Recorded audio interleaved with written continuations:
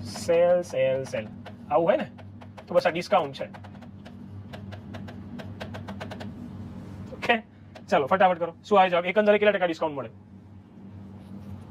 ચાલો, એક વસ્તુની કિંમતમાં અનુક્રમે 10%, 20% અને 50%નો ક્રમિક વટાવ મળે છે. માની લો કે વસ્તુની કિંમત 100 રૂપિયા છે. પહેલા 10%નું ડિસ્કાઉન્ટ, બોલો 100 ના 10% એટલે 90 થાય. 100 ના 10% એમ તો 10 થાય, 10 ઘટાડો એટલે 90. ચલો એમાં 20%નું ડિસ્કાઉન્ટ, તો 90 ના 20% એટલે 9 દુ 18, માઇનસ 18 કરો એટલે અહીંયા આવે 72. હા, પછી શું કીધું? પાછું 50%. હજી તો ડિસ્કાઉન્ટ ઓછું પડે છે, વધારે જોઈએ ડિસ્કાઉન્ટ હજી એમણે. તો બોલો 72 ના 50% એટલે સાહેબ 36 ઘટાડો તો વધે કેટલા? ફાઇનલી 36.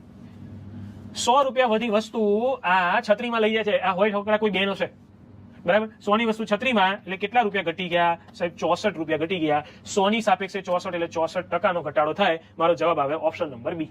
શું આવશે? ઓપ્શન નંબર બી.